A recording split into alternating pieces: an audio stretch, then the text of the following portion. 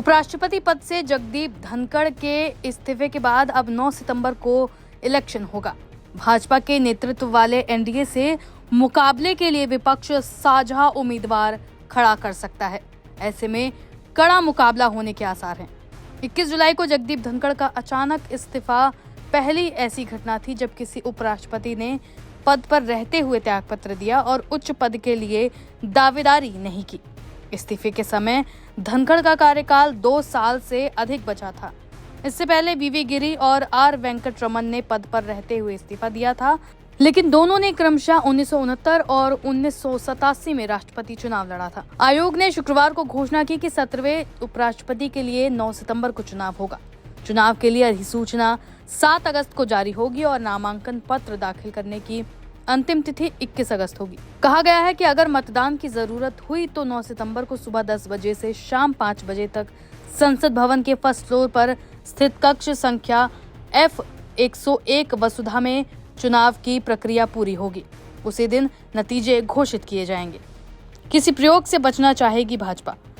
विपक्षी दलों के नेताओं ने कहा है कि वे उपराष्ट्रपति चुनाव के लिए साझा उम्मीदवार उतार सकते हैं। उम्मीद है कि भाजपा इस चुनाव में संगठन और राजनीतिक प्रतिबद्धता को प्राथमिकता देगी। एनडीए किसी प्रयोग पर जोर नहीं देगी और जिसके कारण कई बार उसने अपने संगठन से जुड़े किसी नेता के बजाय किसी अन्य को चुना है, जैसा कि 2022 के चुनाव में धनखड़ के मामले में हुआ था। निर्वाचन आयोग ने उपराष्ट्रपति चुनाव के लिए राज्यसभा महासचिव को निर्वाचन अधिकारी और राज्यसभा सचिवालय के 2 अधिकारियों को सहायक निर्वाचन अधिकारी नियुक्त किया है।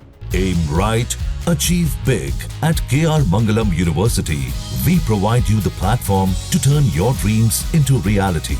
At KR Mangalam University. उपराष्ट्रपति चुनाव के लिए निर्वाचक मंडल में लोकसभा और राज्यसभा के सदस्य शामिल होते हैं। राज्यसभा के मनोनीत सदस्य भी उपराष्ट्रपति चुनाव में मतदान करने के पात्र होते हैं।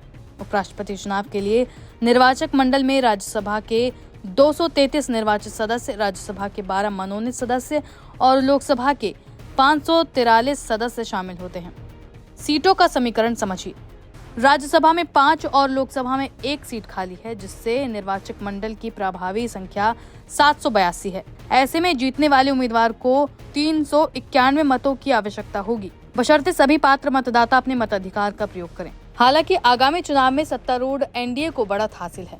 लोकसभा की 543 सीटों में से 1 पश्चिम बंगाल में बशीरहाट रिक्त है, जबकि 245 सदस्य राज्यसभा में 5 सीटें खाली हैं। बता दें कि राज्यसभा में 5 सीट में से 4 जम्मू कश्मीर से हैं और 1 पंजाब से है। लोकसभा में भाजपा के नेतृत्व वाले एनडीए को 542 सदस्यों में से 293 का समर्थन प्राप्त है। सत्तारूढ़ गठबंधन को राज्यसभा में 129 सदस्यों का समर्थन प्राप्त है, बशर्ते कि मनोनीत सदस्य एनडीए उम्मीदवार के समर्थन में मतदान करें। सत्तारूढ़ गठबंधन को कुल 422 सदस्यों का समर्थन प्राप्त है।